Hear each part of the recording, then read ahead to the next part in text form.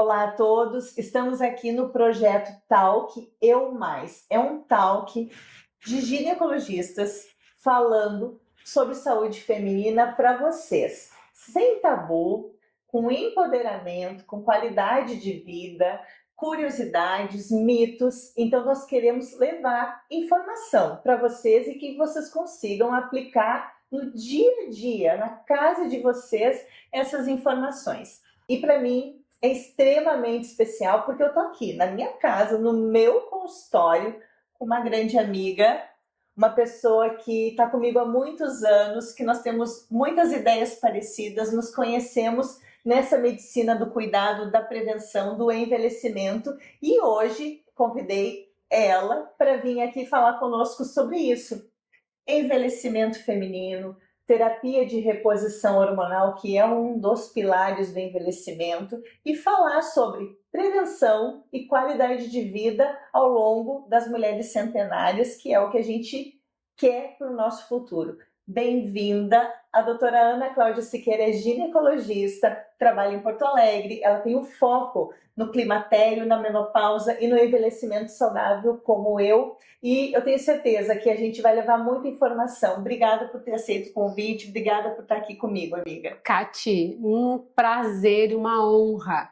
Uma honra estar aqui com a Cati Silene falando um assunto tão importante, um assunto que todas as mulheres hoje, ainda bem que a medicina colocou luz a esse assunto e a gente cada vez mais traz ensinamentos para as mulheres, as formas como elas podem envelhecer melhor. Que bom que a gente consegue hoje ter mais entendimento sobre isso. Para mim é uma honra, Cati, te agradeço muito por esse convite. Oh, que ótimo! Então a gente vai começar hoje falando sobre a importância do envelhecer bem, né?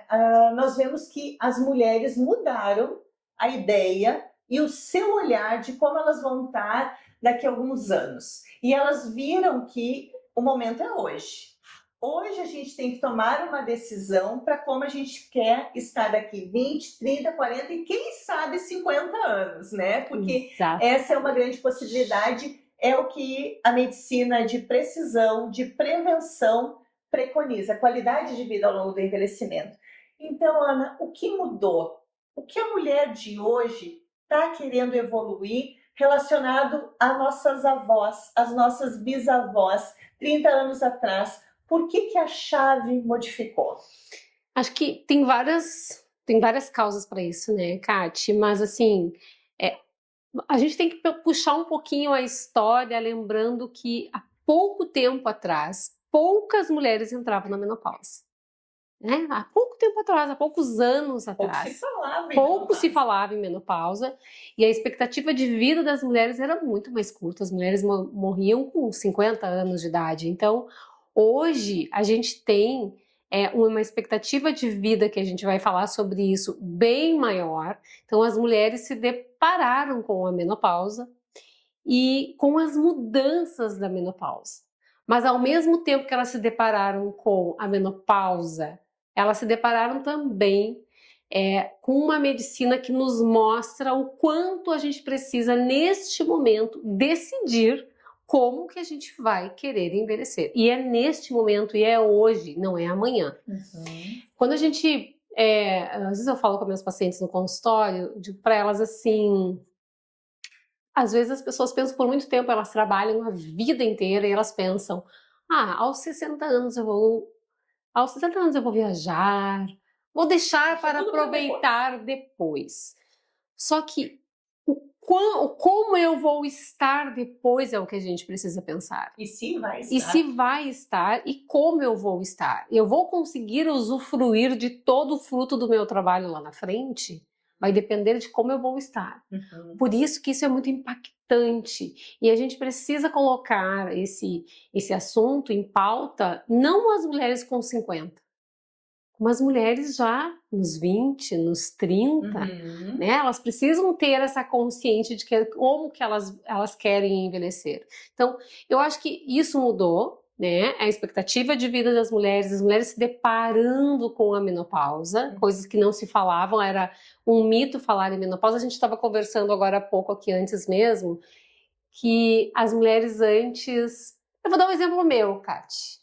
quando eu tinha 30 anos e alguém falava assim, menopausa, eu pensava assim, eu nem vou pensar nesse assunto, isso é coisa de velho. Uhum. Eu pensava isso há 20 anos Sim. atrás. E a nossa medicina evoluiu e mudou pelo nosso envelhecimento junto, as nossas fases hormonais também foram mudando e a gente viu o quanto é importante, né? A gente evoluir também na medicina, nos tratamentos, junto com a nossa expectativa de vida das nossas pacientes. Exatamente. E a nossa, né? E a nossa. E isso porque nossas bisavós, as nossas avós, elas não tinham expectativa de vida de 79 anos, como é hoje. O último censo nos mostrou que nós mulheres temos uma expectativa de vida aqui no Brasil de 79 anos, os homens de 72, eles têm menos expectativa do que nós, e uma previsão que daqui 25 anos nós vamos ser a 6ª nação de maiores mulheres centenárias no mundo. Então, a gente vê que está crescendo. Antigamente, a gente pensava uma mulher centenária. Será que nem quero? Eu não vou ter qualidade de vida, vou estar deitada numa cama. Mas não, a gente consegue hoje visualizar muitas mulheres com 79 anos na sua expectativa de vida, com mais 20 anos pela frente. Exato. E vivendo bem, com uma cognição, com pensamento, né? E a gente tem hoje nas ruas andando mulheres que serão centenárias. Com sacolinhas. Não, né? Quiçá nós estaremos, né? Então, isso é uma coisa impactante da gente pensar, que hoje a gente tem nas ruas mulheres que serão mulheres centenárias. E uma coisa bem importante, né, Ana, que eu sei é o que tu preza no teu atendimento e eu no meu, e nós estamos levando informação para quem não acompanha com a gente. As mulheres hoje, elas não querem sobreviver, elas querem viver e viver plenamente.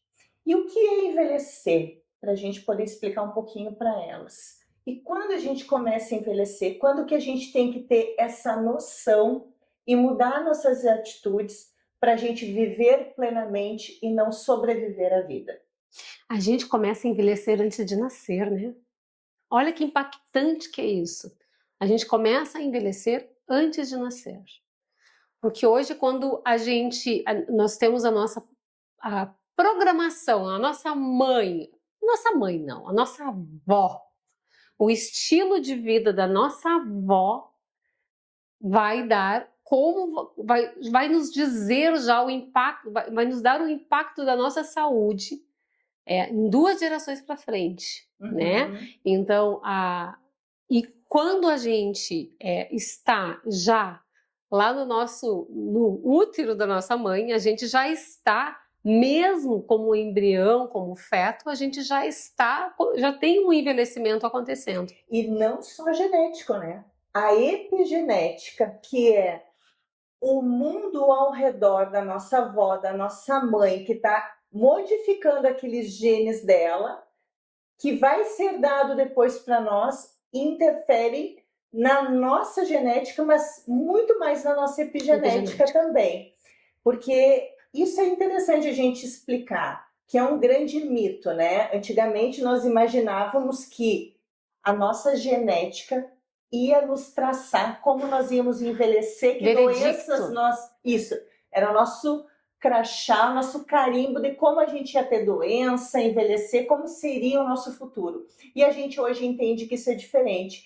Explica um pouquinho para nós, Ana, sobre epigenética e genética e o porquê essa herança é de tanto tempo atrás e não quando a gente está na menopausa. Conforme tu falaste, né, Kati, por muito tempo as pessoas pensaram que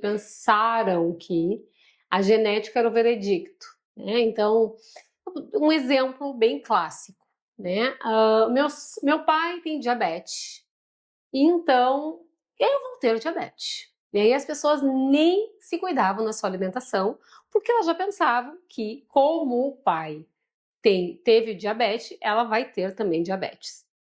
Só que não é, ela pode ter a genética sim, ela pode ter uma propensão, mas ela pode silenciar essa genética. Ela pode silenciar e não desenvolver a doença, que essa é a epigenética.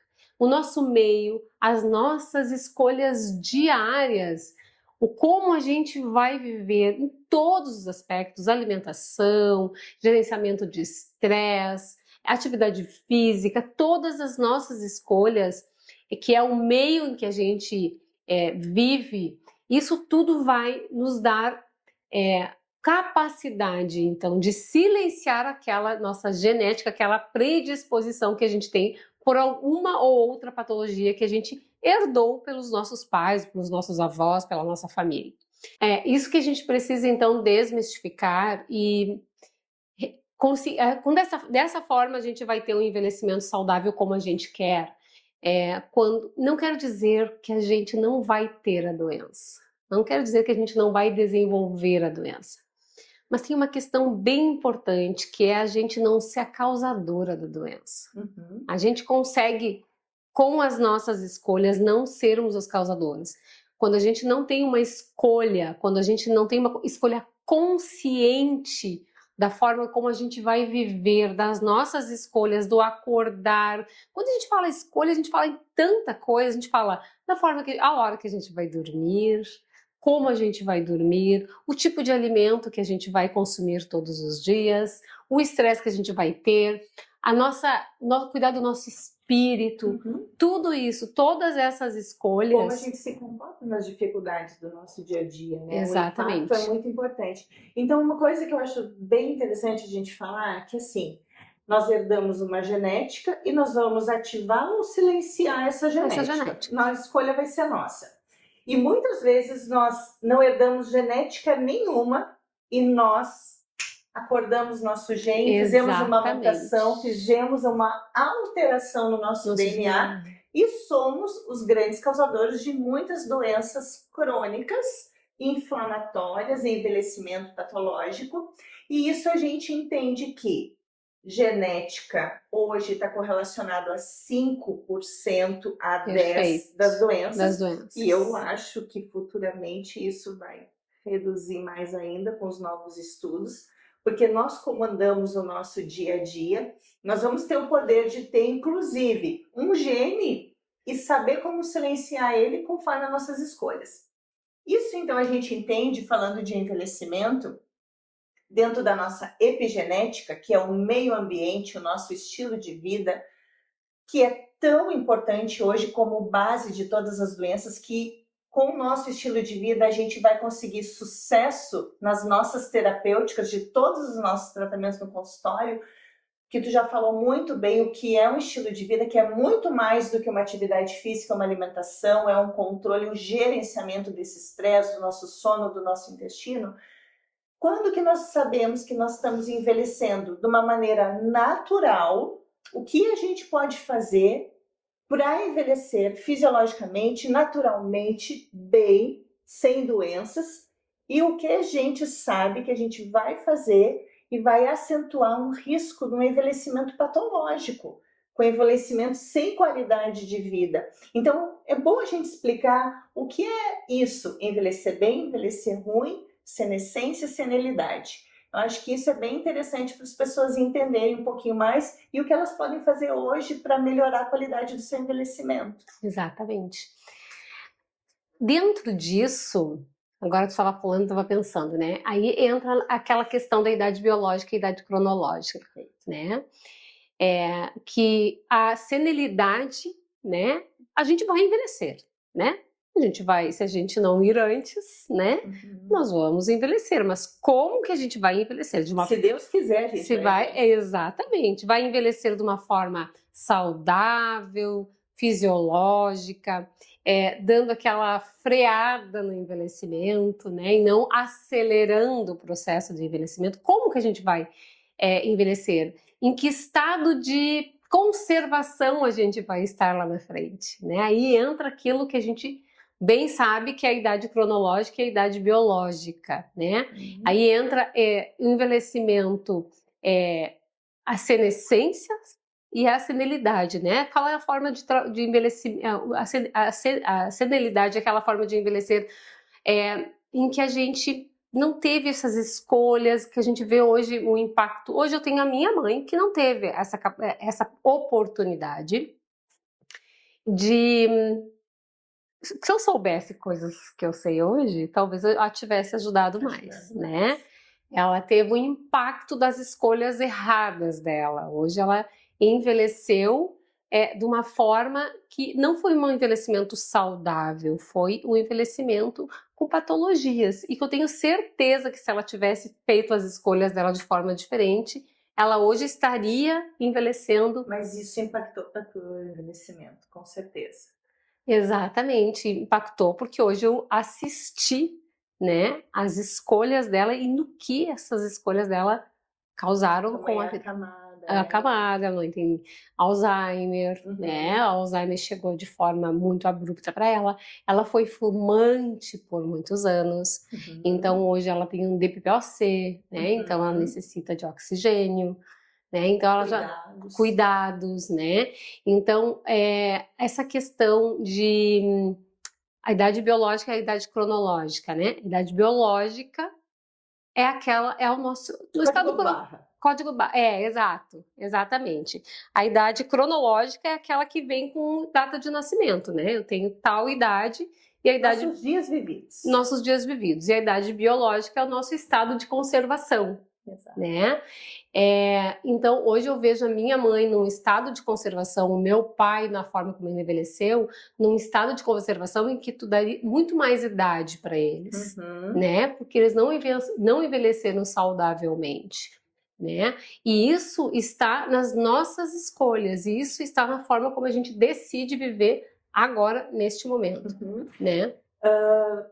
De maneira prática, então, senilidade é com doença, senescência de uma maneira fisiológica, natural, né?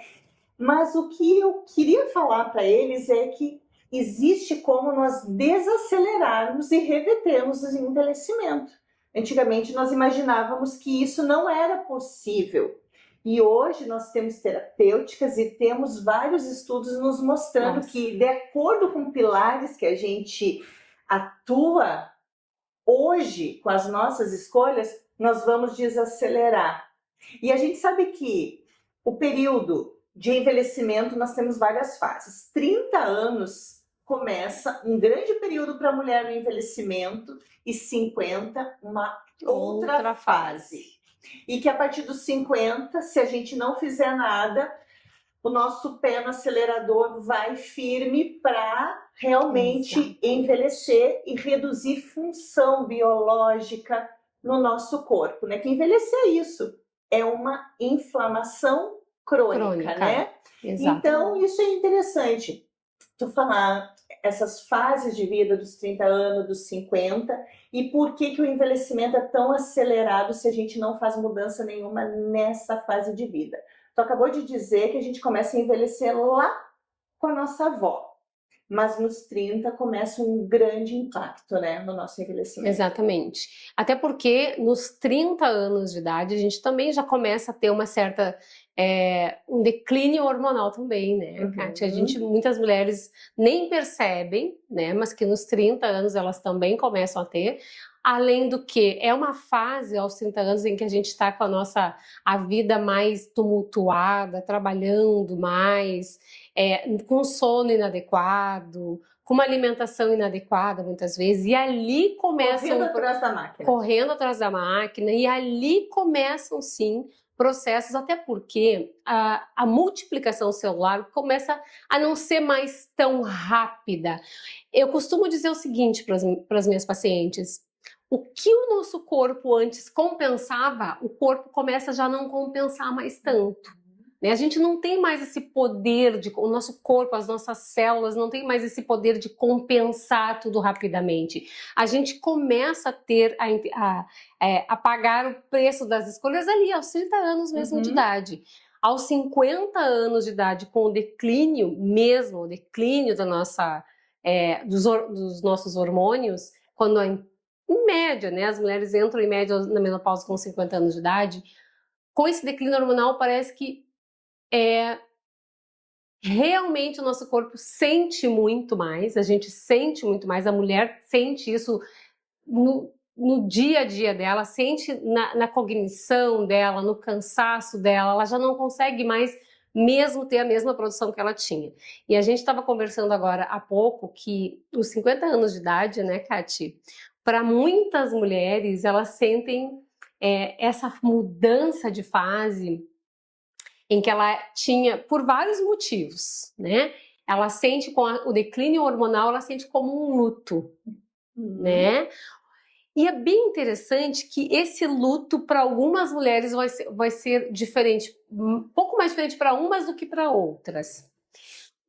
Com a chegada da menopausa e quando essa fase, essa mulher, acabou o período reprodutivo dessa mulher, algumas mulheres sentem muito mais, principalmente aquelas mulheres que davam uma ênfase muito grande à questão da gestação, por algum motivo ou por outro, isso não estava bem resolvido para ela, né? E com o término da fase do período reprodutivo, o luto é maior ainda. E além de todo o mito que vinha atrás, né? Por muitos anos esse ela mito... não é mais produtiva, ela não é mais fértil, agora ela realmente vai declinar nas suas atividades, vai se recolher na sua produção, na sua cognição. E a mulher, ela é outra hoje, né? É a fase que ela está mais produtiva, mais serena, com uma autoestima, um equilíbrio financeiro muitas vezes na menopausa e que ela quer realmente viver bem.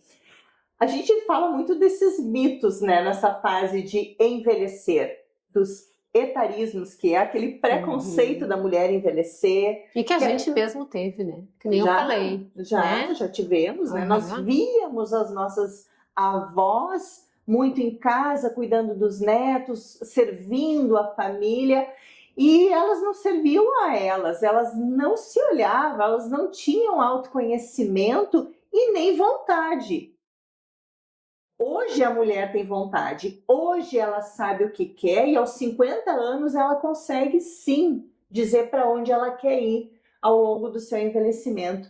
Então acho que nós estamos vivendo uma fase linda da mulher. Também acho.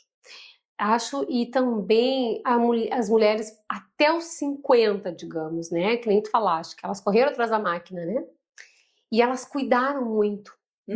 Elas foram cuidadoras por anos, elas cuidaram da sua casa, elas cuidaram da sua profissão, elas abriram mão, em algum momento da sua vida, elas se deixaram. Às vezes elas nem sabem em que momento que elas se deixaram, né? Porque quando eu falo se deixaram, abriram mão de algumas coisas que gostavam de fazer, de alguma coisa até, de um hobby, E elas retomam, né? E aí elas, o que acontece? Elas se dedicam à casa, aos filhos, ao marido, ao trabalho por anos. De repente, elas entram na menopausa, né? Eu me incluo nisso, né? Entra na menopausa e percebe que puxa vida, e agora, né? E agora? E isso dá um impacto tão grande, só que ao mesmo tempo é um momento em que tu tem que começar a se resgatar. Sabe que às vezes eu pergunto para meus pacientes assim, que música tu gosta de ouvir? Eu nem sei. O que tu gosta de fazer no teu período, no teu momento de lazer? Que momento de lazer? Que momento de lazer? Sabe que eu não sei o que é momento de lazer? Aí a gente percebe o quanto as mulheres se deixaram e que agora é o momento de se resgatar. E é um momento em que a gente está muito mais madura, né? Que nem tu falaste. E trazer a gente de volta, isso é fantástico. E tem que aproveitar essa fase de maturidade justamente para isso, né, Kátia? E uma coisa que mudou muito nesses últimos anos é a sexualidade da mulher.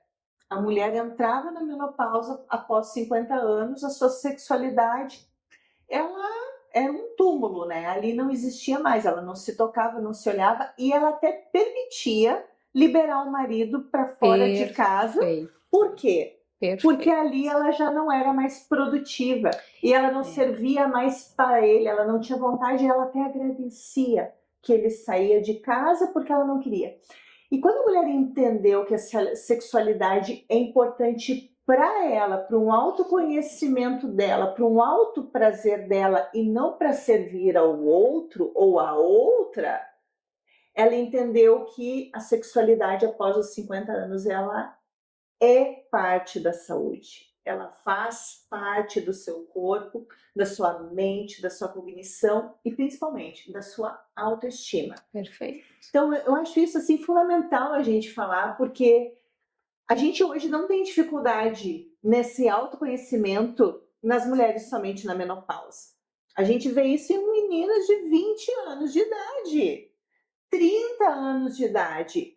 Então, não é como antigamente, entrou na menopausa, a sexualidade da mulher acabou. A gente está vendo isso cada vez mais precocemente. E o que me chama a atenção é que a mulher, na menopausa hoje, com 50 anos, ela muitas vezes ela se toca, ela se olha muito mais do que uma menina de 30 anos. Inclusive a sua saúde mental, que antigamente as mulheres a partir de 50 eram mais depressivas, e hoje a gente vê as meninas mais jovens, mais depressivas, e ela mais centrada emocionalmente, até por causa da sua maturidade, da evolução de vida que ela viveu. Isso mudou muito, né? Mudou. O mental e a sexualidade, né? Que a gente vê no dia a dia no consultório. E incentivar essas mulheres, né, a ter essa saúde, né, e elas buscarem essa sexualidade. E é uma sexualidade com ela mesma, né? Porque tem muitas mulheres nessa fase que estão até sozinhas. Isso. Né? Então, é uma coisa que eu sempre digo. Tu precisa manter essa sexualidade contigo mesmo. Mas como que eu vou fazer isso? Né? Mas como que eu vou fazer isso? Eu costumo dizer para as mulheres o seguinte: começa essa sexualidade contigo mesmo, depois do teu banho, passando o teu creme, indo para frente do espelho, passando aquele creme bem cheiroso, né? Esse toque contigo mesma, né? Te olhando, se enamorando de si mesma, né? E hoje a gente tem vários recursos que as mulheres podem, para elas se conhecerem, se tocarem, porque essa sexualidade consigo mesma é extremamente saudável. E isso não é só uma questão de saudável por uma questão de estar bem ou relaxada. É uma questão física também, né, Kátia? Sim, sim. Uma questão física. Até tem, né? Nós temos muitas... Energética, inclusive. Energética, inclusive, exatamente. Exatamente. Então a gente está falando de socialização, de mente, de sexualidade, de corpo. Mas tenho certeza que elas querem saber de como prevenir também doenças, como se manter saudáveis. Tu falou do estilo de vida, né? Temos pilares fundamentais. Dentro desses pilares, quem sabe a gente começa a falar sobre reposição hormonal, que é um grande tabu. Vocês enviaram muitas perguntas e eu acho que é importante a gente falar, né? Primeira coisa, o que é reposição hormonal? Exatamente a gente repor aquilo que o nosso organismo produziu, nos ofereceu a vida inteira, inclusive durante a nossa vida intrauterina. Então, isso é reposição hormonal. É repor aquilo que a gente perdeu. E essa reposição hormonal o mais fisiológica possível. Que sintomas a gente, no nosso dia a dia, já... Opa! Pode ser um declínio hormonal aqui. A gente pode puxar lá para o climatério, isso. No início do climatério, né? Lembrando que o que é a palavra climatério? Climatério, quando uma mulher está no climatério, não quer dizer que ela está na menopausa, porque muitas mulheres pensam, nossa, eu estou no climatério, então eu já estou entrando na menopausa. Não. O climatério é um período que vai aproximadamente dos 40 anos de idade até os 65 anos de idade. E dentro desse período, temos lá a data da última menstruação, que é a menopausa. Então, pensa que a partir dos... Em média, pode ser um pouco antes, pode ser um pouco depois. Em média, a partir dos 40 anos de idade, a gente já começa a ter um declínio hormonal.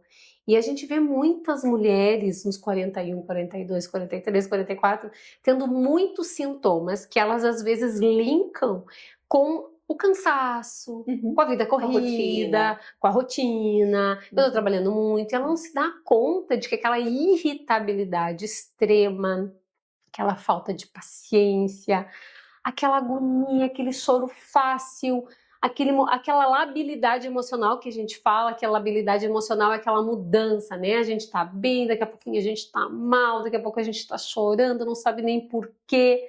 né? Aquela mudança de ciclo menstrual, tem mulheres que começam a ter um fluxo menstrual um pouco mais intenso, tem muitas mulheres que começam a ter aquela cólica, aquela TPM que tinham lá na adolescência e que ficaram depois um tempo sem.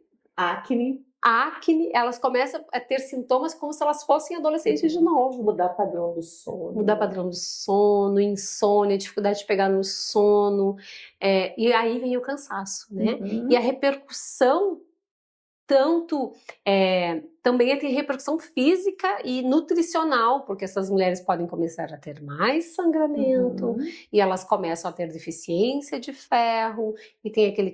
Então... E muitas mulheres não sabem, né, Kati? Sim, elas não visualizam isso como um sintoma de fase dessa transição de vida, né? Porque como a gente falou, 30 anos é um declínio hormonal reprodutivo. E aos 40 anos é um declínio hormonal já de fases de transição realmente. Mas assim, relacionando esses sintomas, nesse momento da transição menopausal, a partir dos 40 anos, se ela já começar algum sintoma, já é momento da gente fazer reposição. Vamos falar um pouquinho sobre o melhor momento de fazer reposição, em que momento a gente faz reposição, e que se quando a gente fizer, a gente tem que usar tudo que é hormônio, como que a gente pode, conhecendo a nossa paciente e ajudando ela, já desde os 40 anos de idade, 42, mesmo ela não estando numa menopausa, mas tendo um declínio de determinados hormônios. E isso ali é tão importante, né, Kati, sobre essa questão do momento correto e trazer à tona essas mulheres. Elas precisam entender que elas, quanto mais precocemente elas buscarem ajuda, mais benefícios elas vão ter, porque para nós mulheres... E vão passar melhor nessa fase, porque assim, esse declínio hormonal não é simplesmente só para a gente dormir bem. Já é importante dormir bem. É muito importante a gente ter uma sanidade mental melhor, a gente dormir melhor, mas é muito mais que isso. É um pilar de envelhecimento. É um pilar de envelhecimento, porque aquela queda hormonal, vamos falar do primeiro hormônio que nos deixa, o primeiro hormônio que entra em declínio, que é a progesterona, né? A progesterona é importante, por exemplo, para a gente fazer osso, né? Ele age lá no osteoblasto que faz osso. Então, uma mulher que tem uma queda de progesterona precocemente, ela pode ter um desenvolvimento de uma osteoporose muito mais precocemente. Sim, por isso que a menopausa precoce, a gente já vê, né, grande impacto, não só pelo declínio do estrogênio, porque a gente, quando pensa em menopausa, a gente só fala, não produz mais estrogênio. Exatamente. Né? A progesterona, ela é negligenciada por muitas pessoas, e eu vou dizer que ela é um dos hormônios mais importantes em todas as fases de vida da mulher, porque ela está conosco desde sempre, né? E a parte da sexualidade, do libido, que a gente também fala muito da testosterona, a progesterona e o estrogênio estão tão imbuídos quanto dentro desse impacto, né? Então, entendemos que a transição menopausal é o momento já de fazer reposição hormonal, né? E quanto mais cedo a gente fizer a reposição hormonal, melhor vai ser esse impacto. Quais são as pacientes que têm indicação e contraindicação da reposição hormonal? E por quanto período? Que momento ela tem que parar essa reposição hormonal? Isso é um mito que nós temos muito importante, que antigamente nós falávamos muito assim, 10 anos tu vai usar reposição hormonal e vai parar, pelo amor de Deus, porque senão depois de 10 anos vai ter riscos. Isso tudo mudou. Então a gente sabe que hoje, quanto mais cedo começarmos a reposição, melhor, mas a gente tem que falar quais pacientes são contraindicadas e quanto tempo a gente vai usar essa reposição hormonal, Ana? Exato. Todas as mulheres que a gente precisa primeiro avaliar essa mulher para ver se ela não tem contraindicação e se ela fundamental, né? Se ela não tem contraindicação, se ela é uma... a gente costuma dizer, né, Kati? Não basta querer fazer reposição hormonal, tem que poder fazer reposição hormonal. E merecer reposição hormonal, né? Porque Os nossos hormônios, eles precisam entrar num ambiente muito saudável, precisa ter um terreno biológico favorável, até para que eles façam a parte deles, né? Então, quais as mulheres podem fazer a reposição? As mulheres que estão aptas a isso. Quais são as mulheres, a gente pode falar, por exemplo, algumas contraindicações de quais são as mulheres que não podem, né? Mulheres que tenham, infelizmente, por enquanto, porque tudo na medicina é por enquanto, né? Hoje, mulheres com câncer de mama pessoal, de câncer, histórico pessoal de câncer de mama. Não mãe, né? Não mãe, né? Um histórico familiar, mãe, irmã, tia, prima, não contraindica a reposição hormonal, né? Mas um histórico pessoal, sim. Né? Mulheres que tiveram eventos tromboembólicos recentes que usem então como tratamento um anticoagulante, né? São mulheres que não são aconselhadas a fazer uma reposição hormonal. Por exemplo, uma mulher que teve um infarto, né? E que ela está em tratamento, é uma mulher que tem um risco cardiovascular maior. Então, ela entra como uma contraindicação de fazer reposição. Principalmente nos 6 primeiros meses. Exatamente, né? Muitas perguntas eu recebo. Tenho diabetes, tenho hipertensão. Então, meu médico diz que eu não posso fazer reposição hormonal. Aí que precisa. Aí é que precisa, né? Explica um pouquinho sobre isso. A resistência insulínica, a prevenção do risco cardiovascular da reposição hormonal. Exato. É uma coisa assim que a gente tem que desmistificar. A gente precisa conversar com essa mulher sobre essa resistência insulínica, sobre essa piora e o impacto da reposição hormonal nesse benefício. Claro, né, Kátia? Uma coisa bem importante é a seguinte. Não pensar que a reposição hormonal vai ser a resolução dos seus problemas.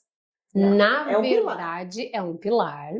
E ele vai te auxiliar na construção de saúde.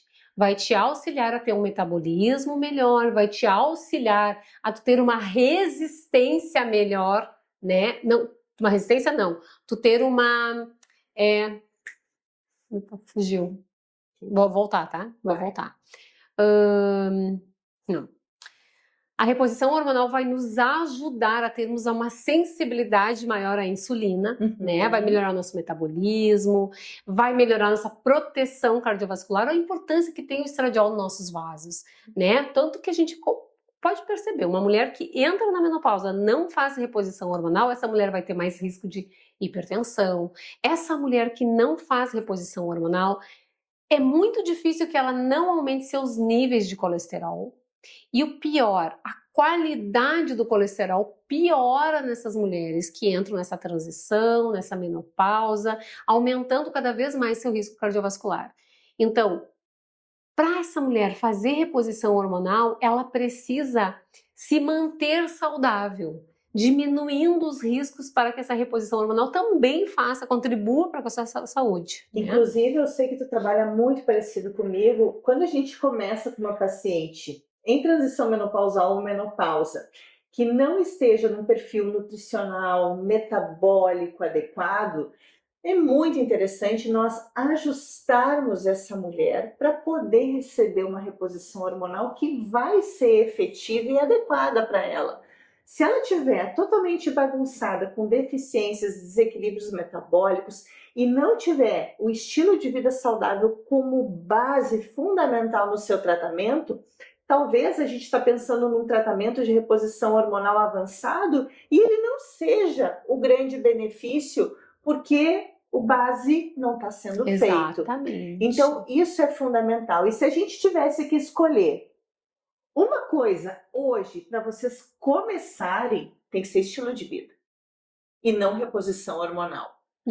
Eu sou super a favor e a gente sabe que o estilo de vida tem um impacto grande e pode fazer a melhor reposição hormonal do mundo, que se não tiver esse equilíbrio do sono, do intestino, da alimentação, do controle do estresse, do gerenciamento metabólico, nutricional, alimentar, socialização, positividade, talvez essa melhor reposição não vá Isso nos ajudar. tudo, né, Kátia, que tu falaste agora, é o que muitos usam o termo de modulação hormonal. Exato. O que é modulação hormonal? As pessoas pensam que fazer reposição é modular o hormônio. Não.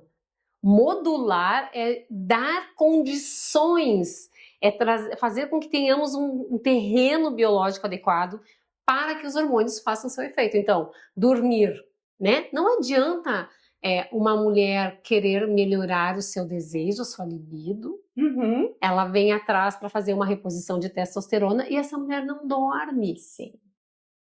Para ela melhorar, ela precisa modular. Então, ela precisa o quê? Fazer com que a testosterona, o estradiol faça o efeito correto, faça o efeito que precisa ser feito com a melatonina. E para isso, ela tem que dormir adequadamente, no horário certo, pelo tempo certo. Isso é a modulação. Uhum. A gente dar condições.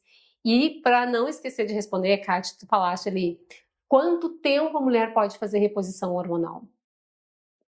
Olha que delícia essa resposta, né?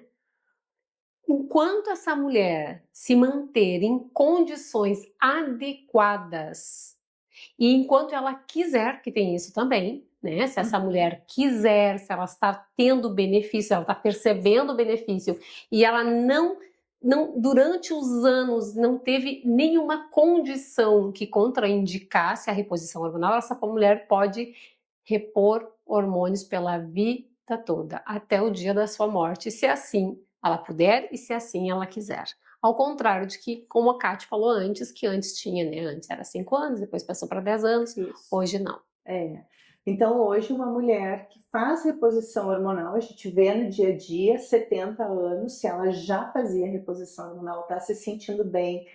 É claro que as doses vão mudando, as vias de administração vão mudando. Perfeito. Ao longo do nosso envelhecimento, o que a gente vê na nossa prática é que a gente talvez lá nos 60, 70, a gente não vai precisar da mesma quantidade hormonal. Uma coisa bem interessante para falar para eles é que os calorões vão diminuindo ao longo dos anos da menopausa. Mas tem coisas que vão piorando. Tem coisas que melhoram de sintomas. Então, aquela mulher que tem muito fogacho, que mais ou menos 60, 70% tem, 30, 40 não tem. Essas pacientes, depois de 10 anos de menopausa, elas tendem a ter menos sintomas de calorões.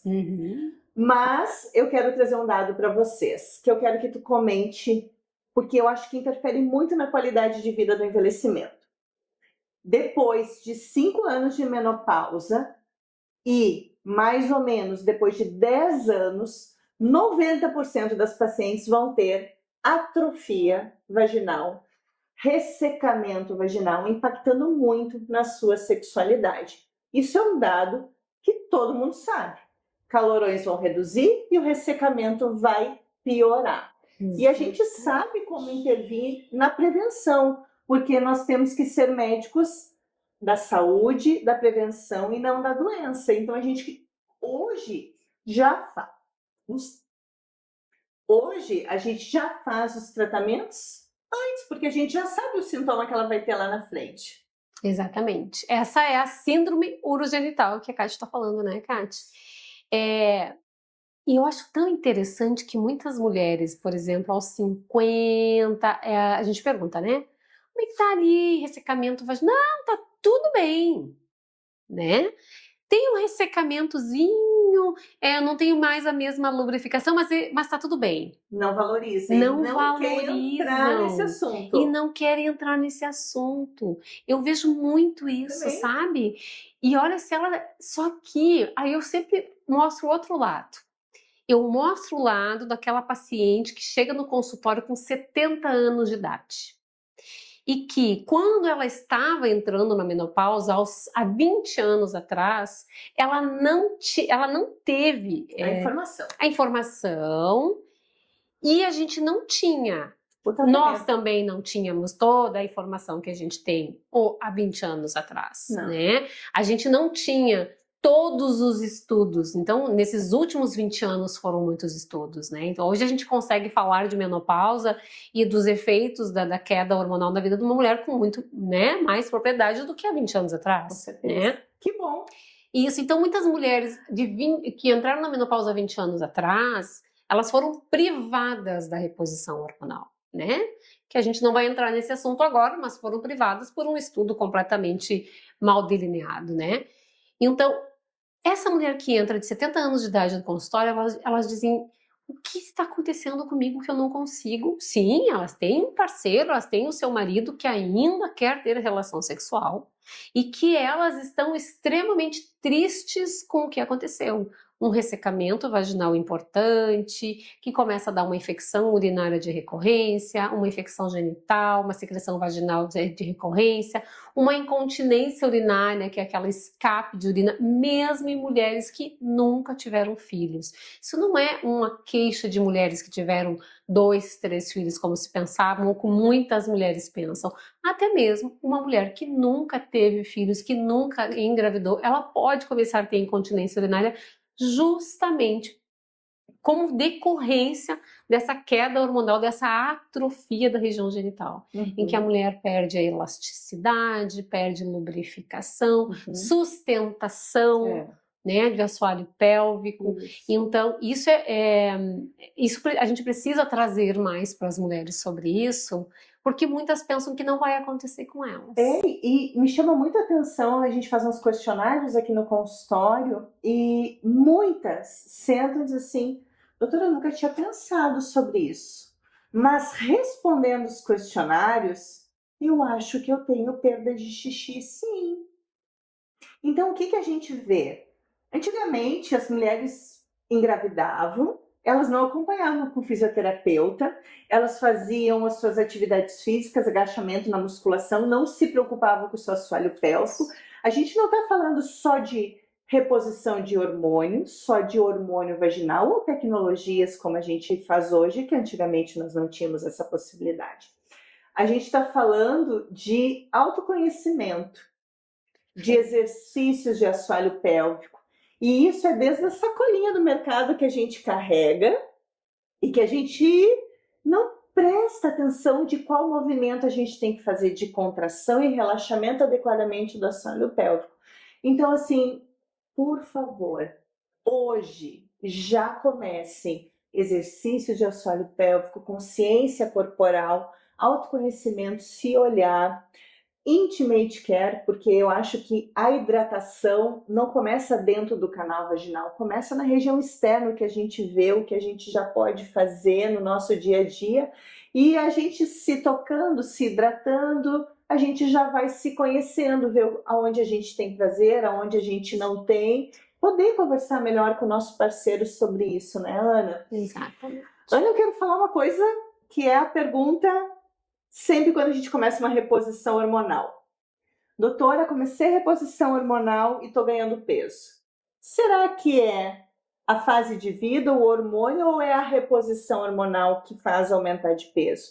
Porque a gente sabe que isso é uma grande dor na mulher na segunda metade da vida. O aumento da gordura localizada, gordura abdominal e esse aumento de peso, né? Vamos falar para elas o que aumenta peso realmente. Exatamente. Vamos pegar um exemplo assim de mulheres que vocês conhecem, que estão no período na pós-menopausa e que não fazem reposição hormonal.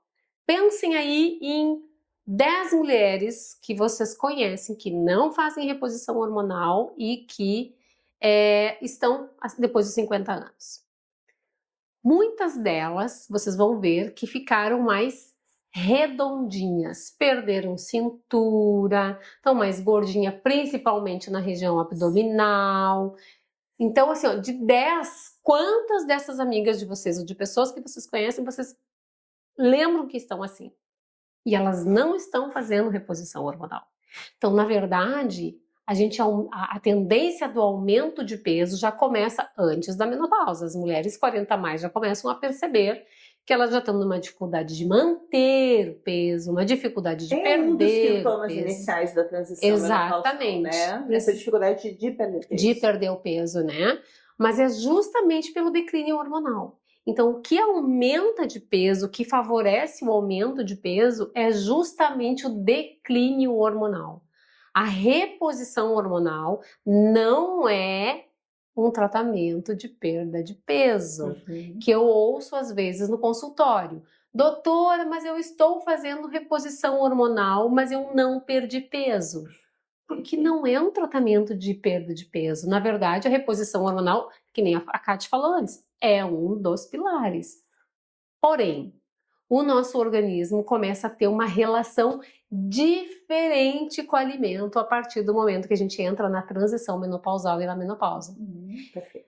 Então, o que que acontece? Por que que eu estou comendo exatamente o que eu comia antes, da mesma forma como eu comia antes, e antes eu não aumentava de peso, e por que é que agora eu estou aumentando de peso? E por que é que eu me alimento de forma saudável e mesmo assim eu estou aumentando de peso?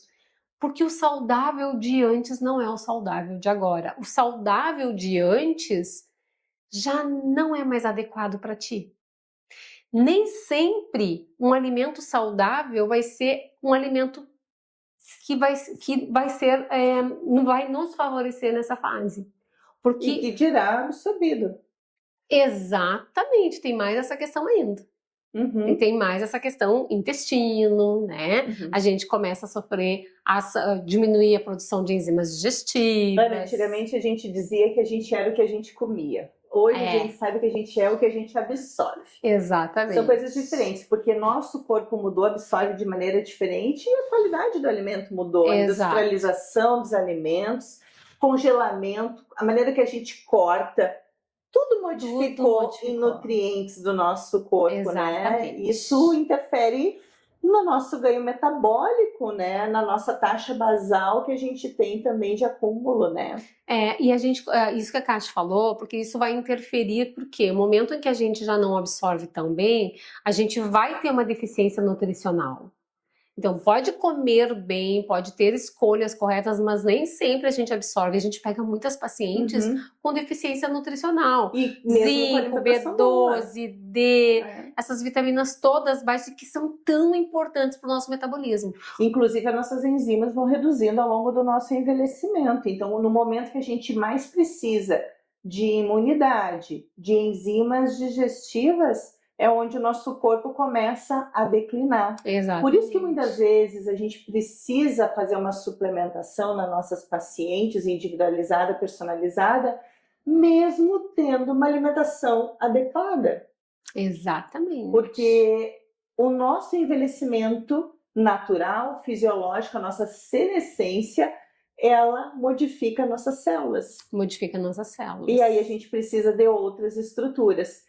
E ainda com esse declínio hormonal, acumulando essa questão da sensibilidade à insulina que tu falaste antes, ela tem grande impacto nesse acúmulo de gordura abdominal na mulher, né? Exatamente. Quando a gente faz a resistência à insulina, que a gente tem, a nossa célula já não consegue mais quebrar, queimar, transformar a glicose como fazia antes, essa glicose, essa insulina que vão ficando represadas, vão ser transformados em gordura. E muda o tamanho da gordura, muda o receptor de gordura, né? Ele antes a gente acumulava lá quando a gente tinha 25, 20 anos, acumulava mais a gordura lá no culote, no glúteo, né? Então, a partir do momento em que a gente entra na menopausa, a gente vai mudar os receptores, a gente vai começar a acumular a gordura como os homens acumulam, que é na região abdominal, que é a gordura abdominal, que é justamente aquela gordura mais inflamatória. Então vamos deixar bem claro, terapia de reposição hormonal não aumenta peso, o que aumenta peso é a fase de vida que você está vivendo. Exato. E não fazer reposição hormonal é um dos pilares que vai piorar o ganho de peso, né? E a gente tem que falar sobre isso. Então, se está ganhando peso com reposição hormonal, está faltando estilo de vida. Exatamente. E aí a gente precisa ajudar um aporte dessa paciente e sedimentar um pouquinho mais. Ana, o que mais mata a mulher na menopausa, no envelhecimento? Pois é, doença cardiovascular, né, Kati? Não é o câncer?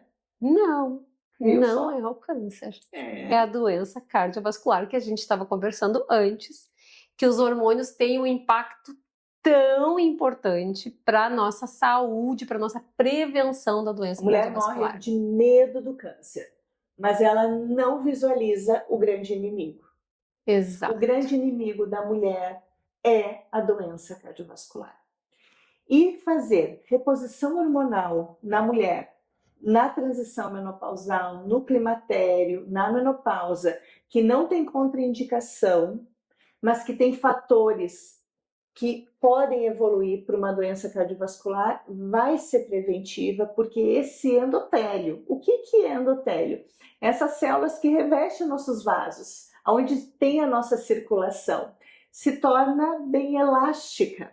E isso faz essa redução do risco cardiovascular na terapia de reposição hormonal. E a gente está falando nessa terapia de reposição hormonal bem assistida, bem indicada, acompanhada, na menor dose possível, na melhor via de administração. Isso é uma coisa tão importante, né, Ana? Porque a gente tem esse grande impacto da reposição hormonal no desacelerar o envelhecimento, na melhora da qualidade dos sintomas, na redução dos riscos cardiovasculares para essa mulher. Mas eu queria que tu colaborasse essa prevenção da reposição hormonal, falando para todo mundo sobre o impacto cognitivo na doença também mental para essa mulher e no impacto ósseo. Nós temos 3 grandes impactos importantes que a gente não pode deixar de falar na prevenção da reposição hormonal. Tava falando agora, tava pensando, né, que uma coisa leva a outra, né, Kate? Porque é a reposição hormonal, e é quando a gente estava falando agora sobre resistência à insulina, né? Sobre resistência à insulina, aumento de peso, que isso piora sem a reposição hormonal, né? Aí a gente pensa assim, o que é uma das coisas, uma das doenças que a gente tem mais medo quando a gente envelhece? Envelhecer, no processo do envelhecimento, é a gente perder nossa autonomia, né? Autonomia motora, autonomia cognitiva, né? Então eu falo para as minhas pacientes, eu tenho certeza que tu vais querer pegar o teu dinheiro e decidir o que tu vai fazer com ele. Tem que decidir o que tu vais fazer com o dinheiro que tu trabalhaste a vida toda, é fruto de uma vida de trabalho. Tu vais querer administrar esse dinheiro. Tu vais querer pegar o sol, ir ao sol, sair do sol, e não que alguém te leve ao sol e te busque do sol, né? Então, tudo isso.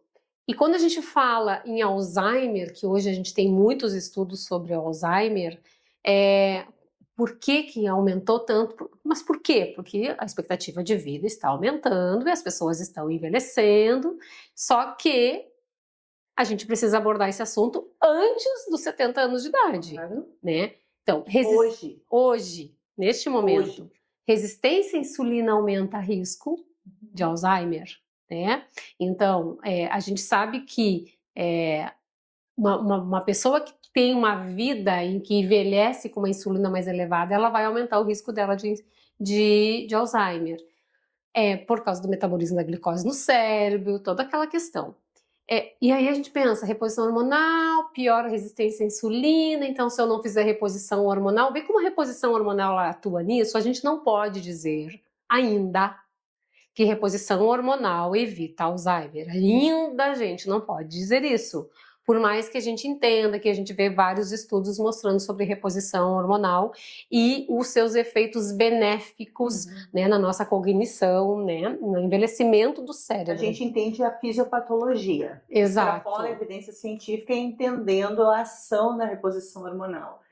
Mas ela tem grande impacto na saúde mental.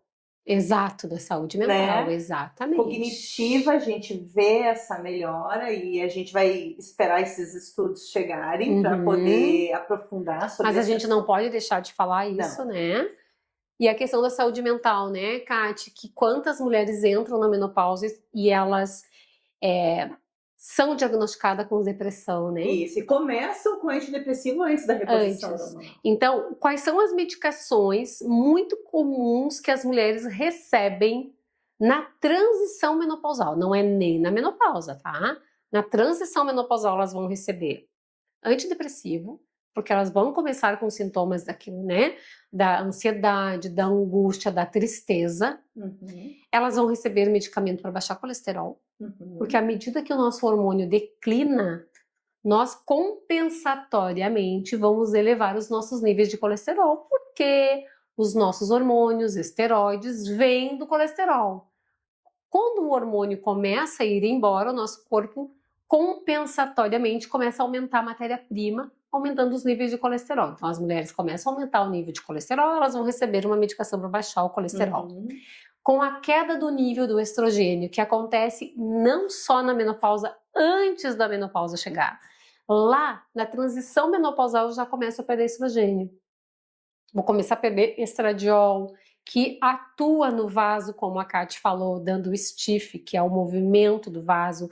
O vaso sanguíneo consegue comportar os níveis de pressão, a frequência cardíaca aumentada. Quando a gente começa a perder o vaso, começa a ficar mais enrijecido, essa mulher tende a ficar mais hipertensa. Ela pode receber, então, uma medicação para hipertensão.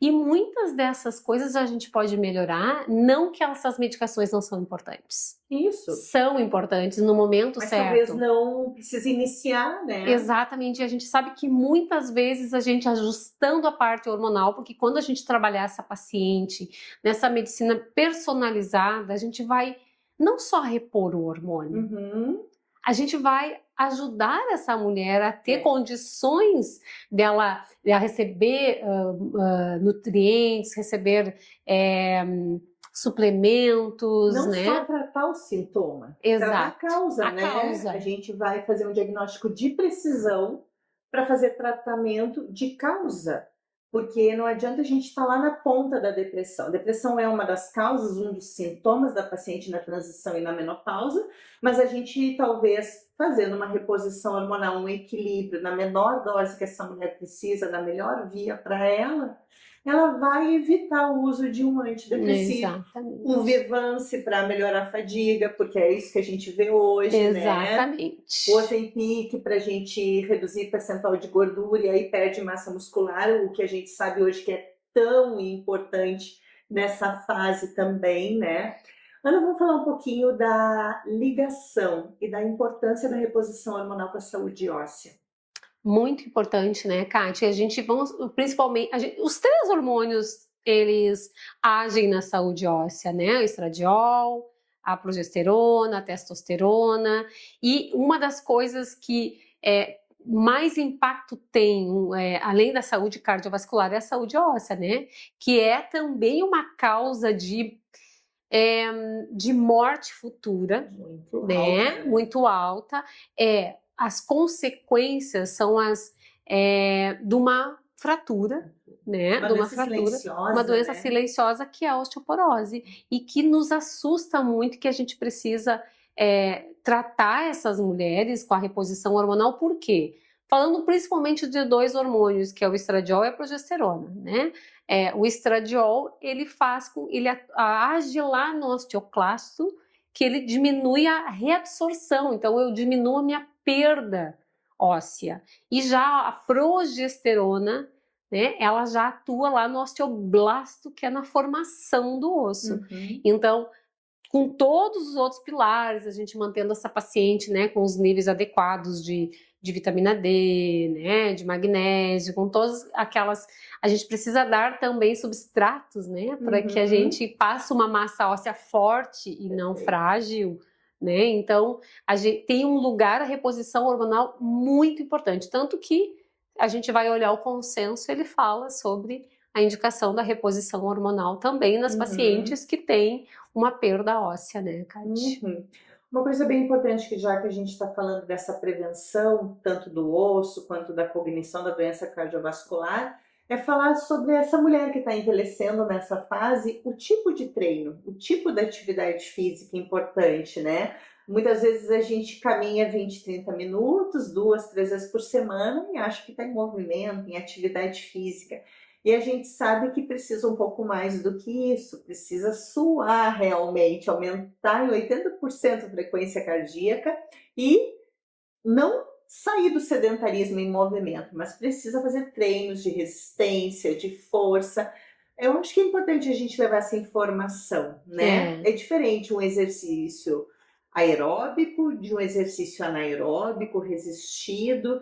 Qual é a melhor atividade física para mulher 40 a mais? Pensando naquilo que a gente estava falando de autonomia, né, Kati? E olha que interessante. A atividade física de resistência, que tu precisa dar ao músculo e ao osso um desafio. Porque à medida, quando tu faz um exercício de força, de resistência e novos desafios, né? Nosso corpo acostuma com tudo, inclusive com suplementos. Exatamente, né?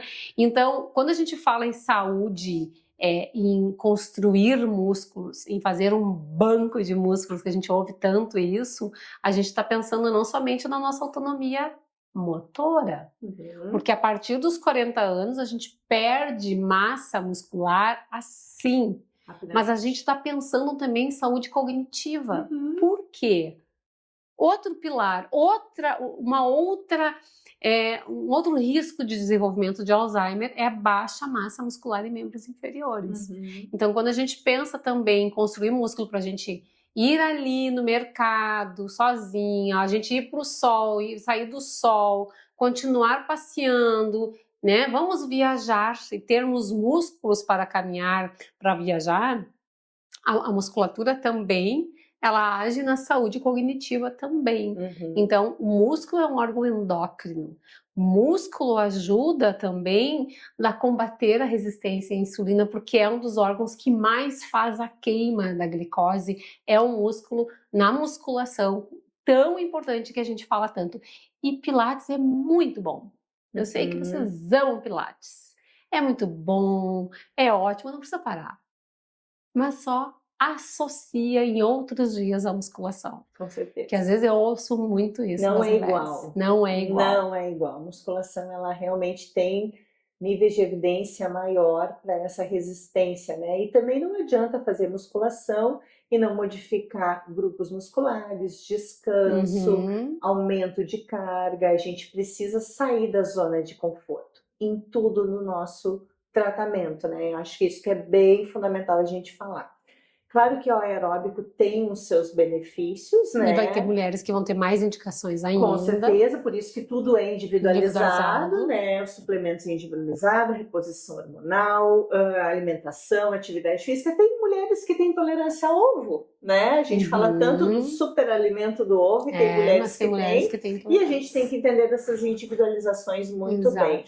E essa questão da força muscular em membros inferiores, ela é fundamental para essa saúde óssea também. Quando a gente fala de saúde óssea, a gente está falando desse envelhecimento do nosso osso, dessa construção. Então, a gente fala do pilar da reposição hormonal, dos suplementos necessários de acordo com o que essa mulher precisa e essa força muscular. A gente no músculo tem uma proteína chamada miocina. Essa proteína, ela libera fatores anti-inflamatórios. Não esqueçam que inflamação é envelhecer. E quanto mais músculo a gente tem, mais ativadores anti-inflamatórios, como a Ana falou, é um órgão endócrino, então melhor para a nossa saúde. A gente está desinflamando, a gente está apagando o nosso incêndio de tudo que a gente oxida diariamente, dia após dia.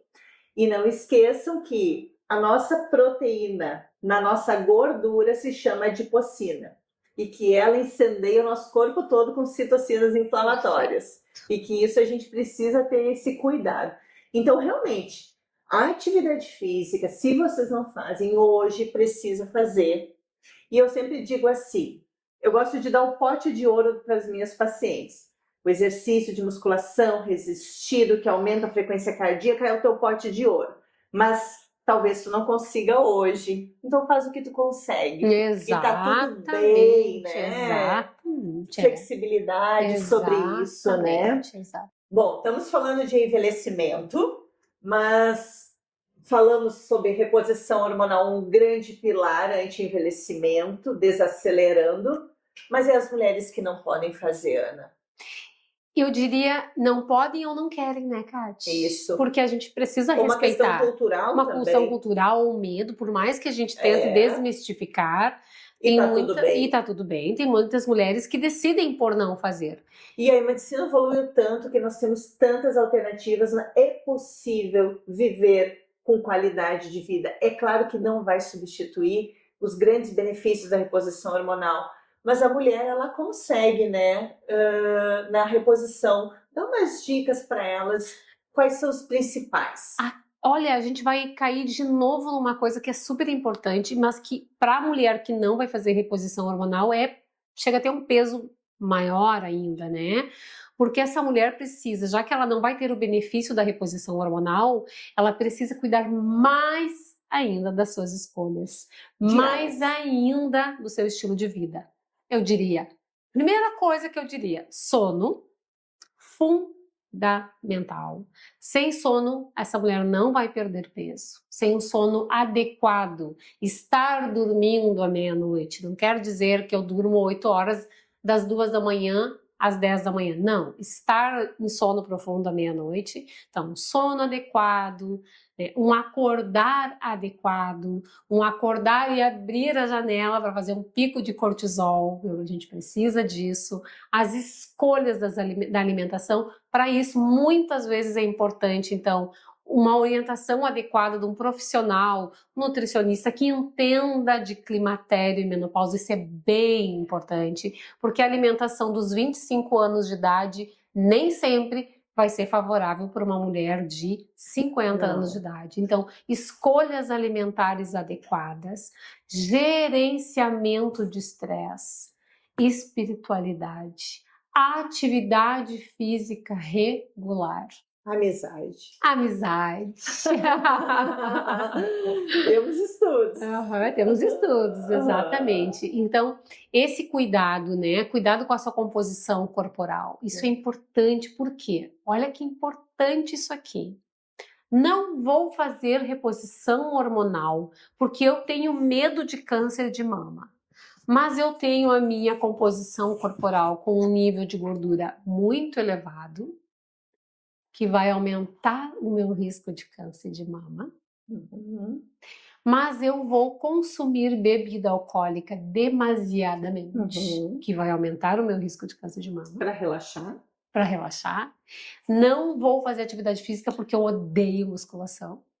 Adulto faz o que precisa, não o que quer. Exato. Então é muito interessante que as mulheres às vezes fazem escolhas burras, erradas, porque elas não vão para esse lado, porque elas têm medo do câncer de mama, mas ela diz, não, eu não estou fazendo reposição hormonal, então eu não vou ter câncer de mama. Lê do engano. Não é porque tu não vais fazer reposição hormonal que tu estás isenta de fazer um câncer de mama. Não, principalmente se não cuidar da tua composição corporal, do teu sono, ingesta de bebida alcoólica, da tua atividade física. Isso é fundamental. Vamos fazer uma brincadeira, vamos fazer um popurrí. Eu falo um, tu fala outro. Tá. Vamos vamos entregar um pouquinho do ouro para eles sobre alguns suplementos fitoterápicos que a mulher na climatério e menopausa pode fazer para melhorar a sua qualidade de vida. É claro que tudo que a gente está falando aqui é avaliado individualmente, a gente precisa avaliar essa mulher para ver o que ela precisa, mas temos algumas coisas já clássicas, bem estudadas, que vão ajudar sim nessa fase da menopausa, tanto para paciente que faz reposição hormonal, como para quem não faz. Fala um, eu falo outro, e a gente vai assim. Começa com vitamina D. Complexo B. Ômega 3. Creatina. Magnésio. Resveratrol. Esse é da Kátia. Tá ótimo. Mais um. Bem importante Tira também. Vitamina K2 e MK7. Melatonina. Essa. Bom, estamos na reta final do nosso talk e eu quero trazer um assunto que a gente começou falando. Existe possibilidade hoje, existe estudos, existe ciência por trás do desacelerado envelhecimento? O que nós sabemos hoje? O que são ações Existe algum nutriente? Existe algum tratamento? Existe coisas que a gente consiga realmente parar a nossa célula, retardar, desacelerar o nosso envelhecimento? Tenho certeza que as mulheres agora fizeram assim, ó. Desacelerar o envelhecimento é o sonho de todo mundo, né?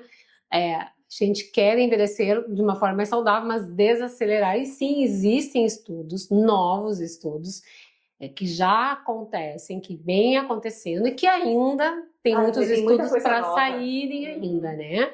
Que são substâncias, existem nutrientes que a gente pode lançar mão, que justamente eles vão ajudar a célula no desacelerar o envelhecimento ou até mesmo, quiçá, até reverter um envelhecimento celular, que o envelhecimento celular, como a Kate falou antes, é muito relacionado àquela inflamação crônica subclínica que está relacionado às nossas escolhas erradas. Então, a gente quer mudar nosso estilo de vida, fazer escolhas mais acertadas e, depois disso, agir na célula para desacelerar esse envelhecimento ou então reverter o envelhecimento. E existem vários estudos. Antes de falar dos suplementos ativos que está vindo assim como essa ferramenta, eu quero falar duas coisas hoje para vocês já fazerem, que é sobre estilo de vida, que tem estudos nos mostrando de desacelerar a célula e envelhecimento.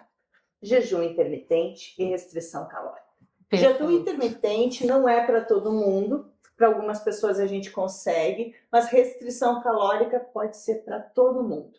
Restringir calorias de uma maneira adequada e nutricional vai ter grande impacto na nossa apoptose celular. Vai ser grande impacto na renovação. As nossas células vão envelhecendo e vão precisando ser renovadas.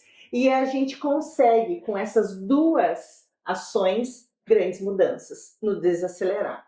Mas vamos falar um pouquinho dos ativos. A gente tem ativos que a gente conhece, que a gente nem imagina. Ou então, tem um que eu quero começar falando, Kate, que tem muitas mulheres que têm preconceito.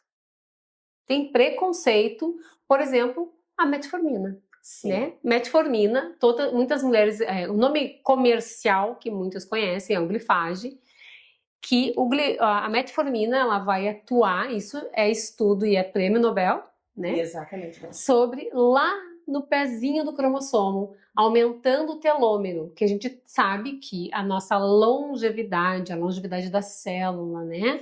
Ela está relacionada ao comprimento do nosso telômero. E a metformina, então, ela já foi muito bem estudada, ela vai agir na telomerase, que é a telomerase, que é uma enzima que consegue aumentar o comprimento do telômero. Inclusive, ela é fornecida pelo SUS. Exatamente. Então, olha que arma boa que a gente tem.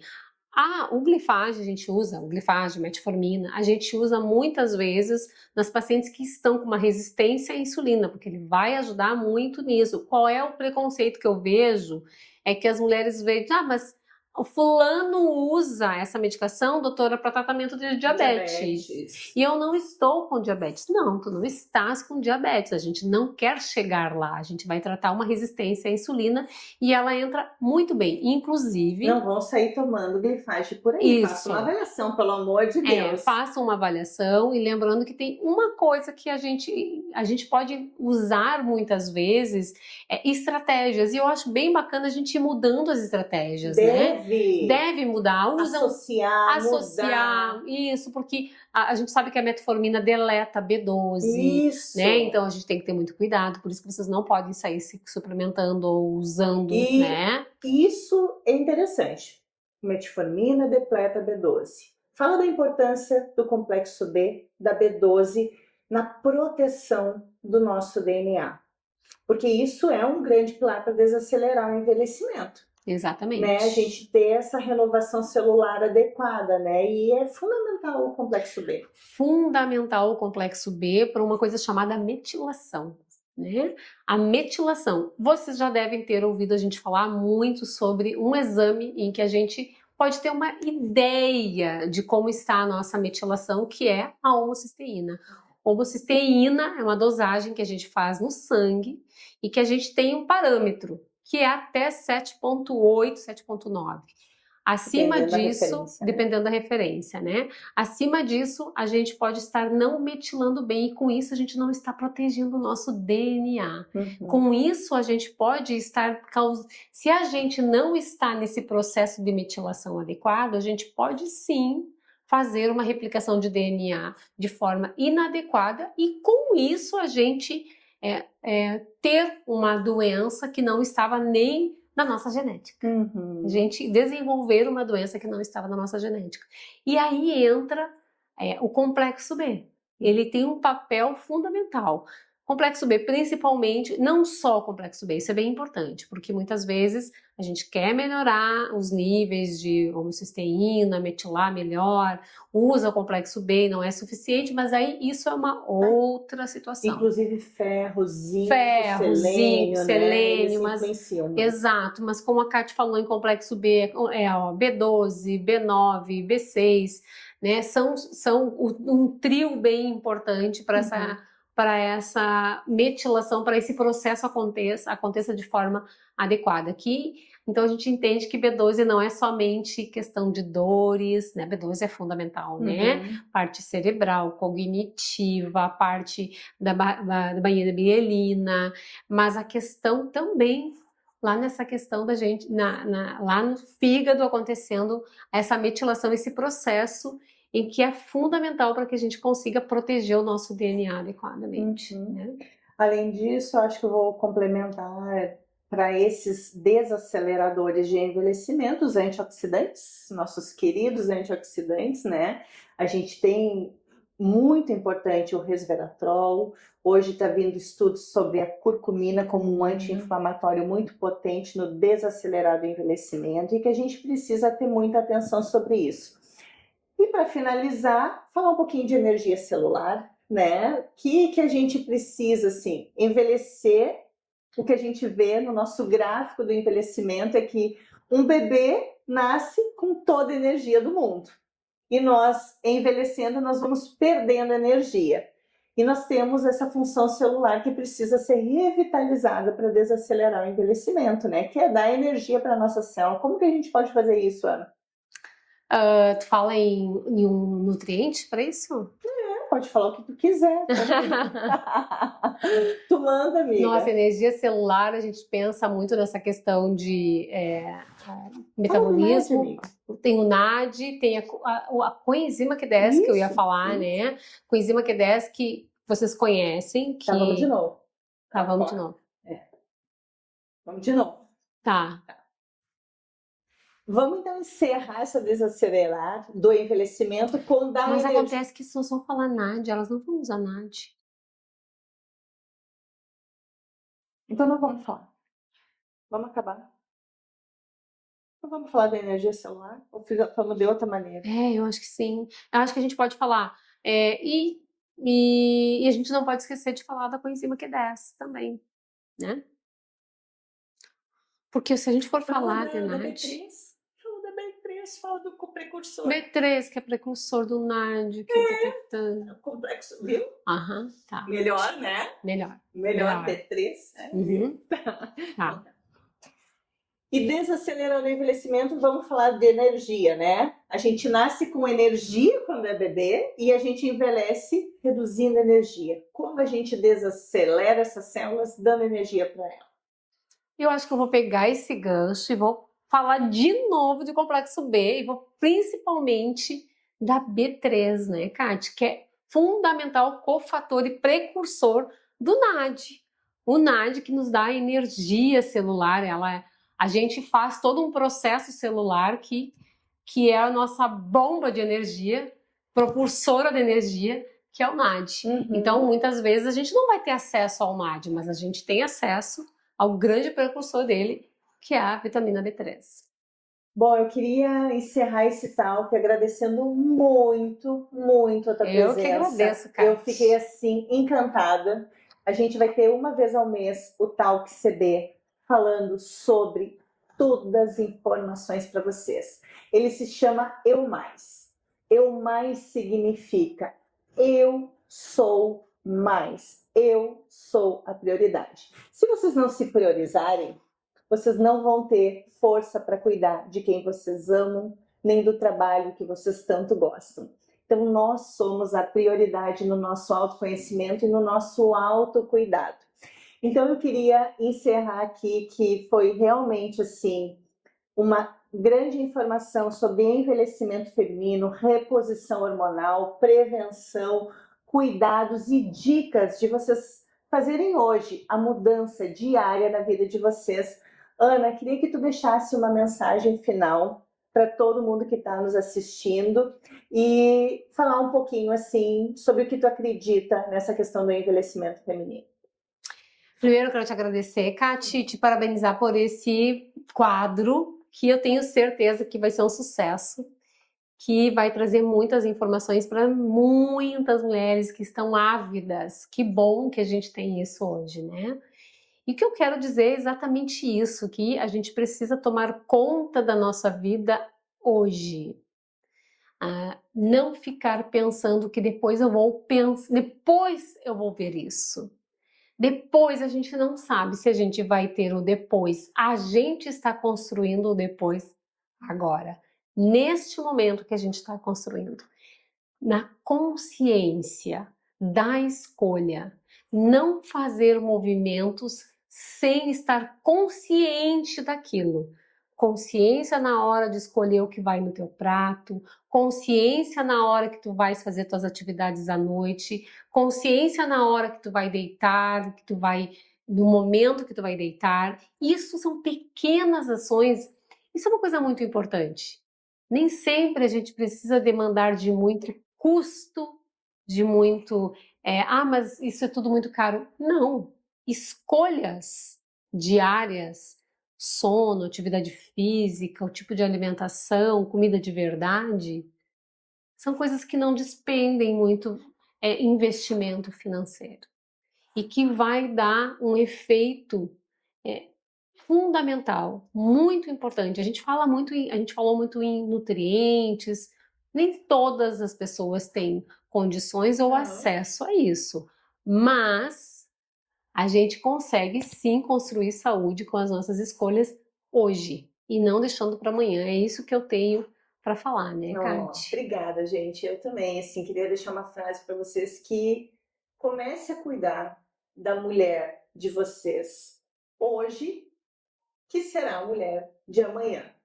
Construir estilo de vida, escolhas diárias, é um ato de amor próprio e prevenção que vai fazer a grande diferença no envelhecimento de vocês daqui 10, 20, 30, quiçá 50 anos. Estaremos lá nas centenárias, bem com independência e autonomia. Obrigada, minha Quem amiga. sabe daqui a uns 50 anos a gente está aqui de novo. Tomando um bom resveratrol. Adequado, em pequena quantidade e às vezes, né? Exatamente. Muito obrigada, Kati. Obrigada.